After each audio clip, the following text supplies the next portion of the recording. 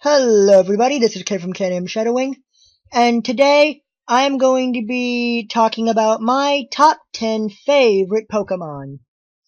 So, I decided to make this list for many reasons. First off, I have been looking at quite a few top 10 lists on YouTube, and I thought it would be fun to make my own. But then I realized that with all the Pokemon out there, I'm not quite sure how I was going to do this top 10 list. How to narrow down all 600 and whatever Pokemon out there just to 10. And that's when I realized I don't have to. I can divide them by region. So here is my top 10 favorite Kanto Pokemon. Starting at number 10, Scyther. Scyther shares quite a history with me as being one of the few bug-type Pokemon in the first generation that I could actually stand. Bug-type Pokemon for me weren't a big thing, and most of them were actually kinda weird. The only two I could actually honestly say I liked were Pinsir and Scyther. While Pinsir, on one hand, ended up losing major points with me for its design later Pokemon games, Scyther has stayed constant and has gained quite an interesting appeal with its evolution, among other things. Plus, the blades on Scyther's arms, or technically they are Scyther's arms, always remind me of scythes, and I've always thought scythes were very cool weapons. Other than that, though, I really can't say why else I like Scyther, which is probably why it's only number 10. Number 9 on this list, though, is Arbok. Arbok is actually a recent favorite Pokemon of mine, mostly because of anyone who's seen my Pokemon MMO. They'll know that I have an Arbok named Medusa. And although I didn't really like Arbok that much before because it was a snake in design, and I'm not too fond of snakes, Arbok quickly rose into my cold black heart as quite an interesting Pokemon. And another thing I've always thought was interesting with Arbok was the episode where Jessie had to release it, which actually brought a tear to my eye. So for that, Arbok will remain my favorite Pokemon, and hopefully share one of my favorite Pokemons, and hopefully share many adventures with me in the future. Number 8, Lapras. Now, there's a story behind Lapras. As a kid, I grew up watching the Pokemon anime like most people from the 90s, and when it came around to the Orange Islands, there was this Pokemon, a water type, which I love water types, that appeared to be able to understand human speech, and it reminded me of a giant dinosaur-like dolphin, and that was Lapras. Being a water ice type, it brought two of my favorite types into one, and in all honesty, it being a very intelligent creature, I could relate to it. And it loved to sing, and that's something I love to do as a pastime. But another reason why it quickly became one of my favorites was when I got Pokemon Emerald, I traded with a friend to get a Lapras, and that Lapras was level 50. It wasn't anything special. It had only Ice Beam, Surf, Hydro Pump, and that was just about it. But it was one of the first Pokemon I raised to level 100. And through that, Lapras has been a constant companion in my playthroughs of Pokemon games. And I hope it will continue to be so in the future. Alright, moving on. to number 7. And that is Blastoise. Blastoise, being the Kanto's water starter, was my first Pokemon ever, since I chose Squirtle as my partner. And through the Red and Blue, I went through it with Squirtle, beating Brock, Misty, losing to Lieutenant Surge, fighting Lieutenant Surge again, and just completely beating the game. And I grew very fond of my starter, like most people do. It was as such that many years later I transferred it to my Pokemon Crystal version through the time capsule. And there I used it to beat the Elite Four, which was beating me, and even conquer the Kanto region all over again in Crystal. And it quickly increased the bond with my Pokemon. Sadly, I lost Blastoise when I lost the Crystal game, but you live some, you learn some, and Blastoise will always be there to comfort me when need be. Plus its Mega Evolution is actually one of the better ones I've seen. Number 6 is Gengar. Now, I didn't like Gengar at first, but then I saw an episode of Pokemon of when Ash caught a Haunter. Now, Haunter is definitely not Gengar, but the fact that it is the pre-evolution and can become a Gengar proves that there's some hope for that weird, strange, shadow-like Pokemon. Another reason why I like Gengar is generally the fact, it's not really fact per se, I should say, but more of a theory that Gengar is Clefairy's shadow. And whether that's true or not, it's interesting to speculate. And I will admit that the giant Gengar in one of the Pokemon episodes was an amazing sight. At the time, being one of the first Pokemon you saw blown up to that size. The other being Dragonite, but we'll talk about that in a different scenario. Now, Gengar actually regained itself, in my opinion, when I got to see it in the 3rd season of the anime, I believe, when Ash faced off against it in Ecruteak City, Morty's gym. And I quickly fell in love with that Gengar. And from there, the rest is history.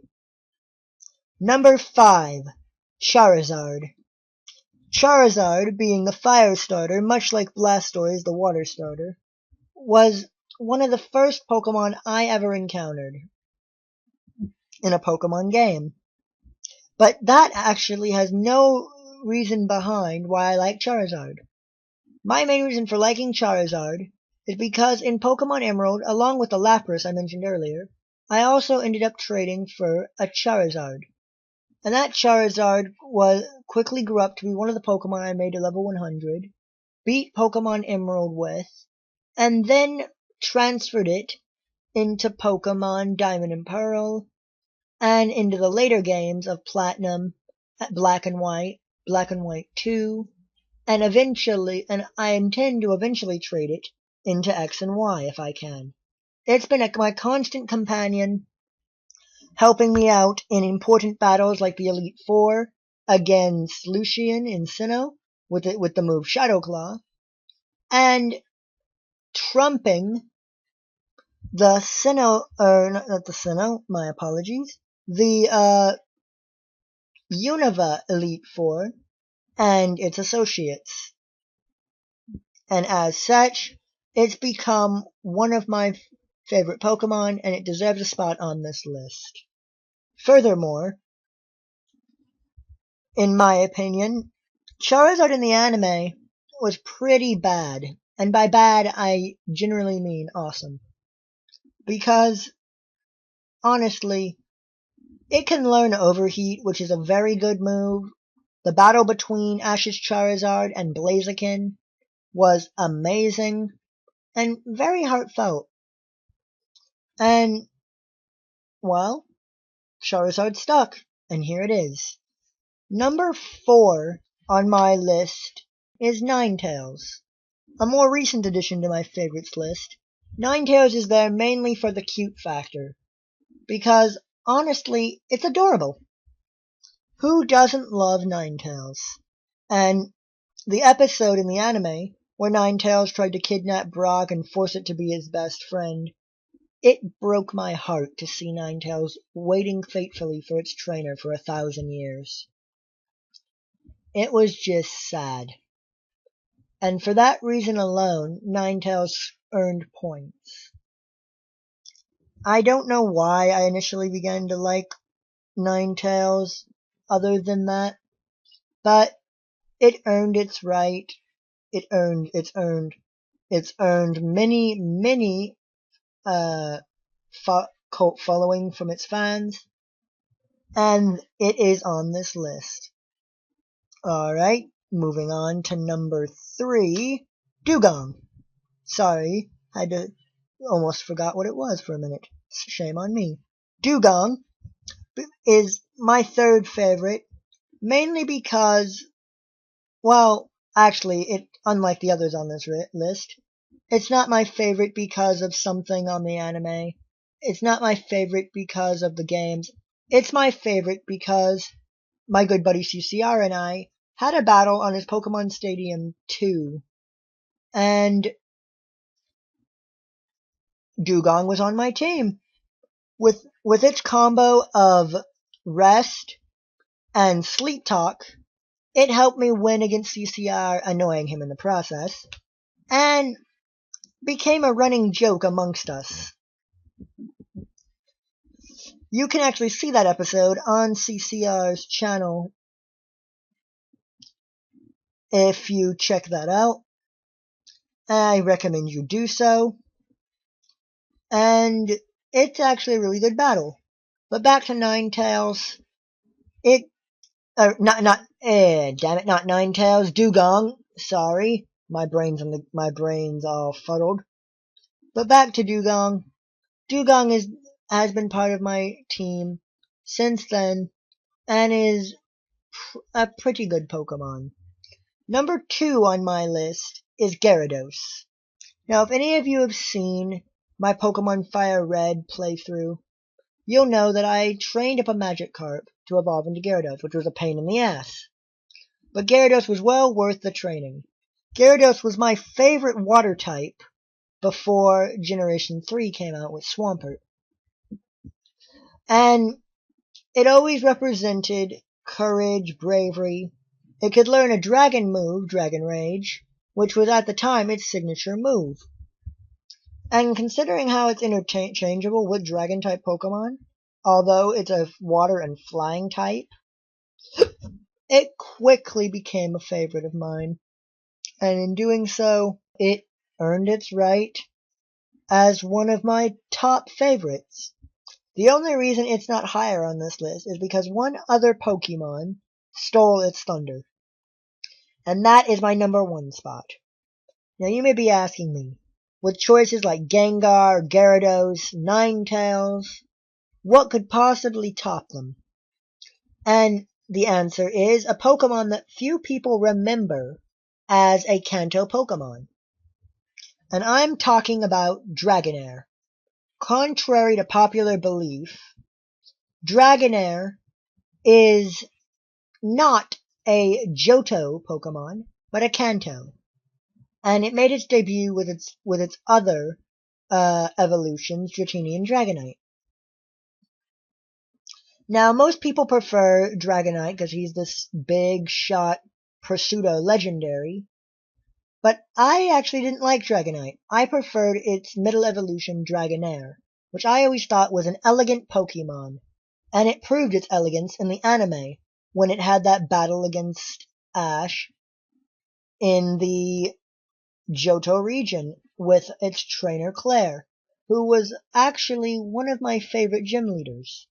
But we'll get to that another time. Dragonair earned its right for being able to use moves like Ice Beam, Flamethrower, Hyper Beam, Thunderbolt, Dragon Tail, Aqua Tail, and many other wonderful moves. And ultimately, it's pretty cool that it's one of the few Pokemon you can actually fly on that's not a flying type Pokemon. While I've never raised a Dragonair myself in-game, I do hopes to one day. And ultimately, Dragonair has become my favorite Kanto Pokemon due to the fact that it's so rare and elegant. And as such, it's earned quite a few fond memories from me. And in doing so brought out nostalgia from me and probably many other fans around the world. And so I say that Dragonair has earned its right as my top favorite Kanto Pokemon. And as such, this video now comes to a close. This has been Kay from Canyon Shadowing, and I will see you all later.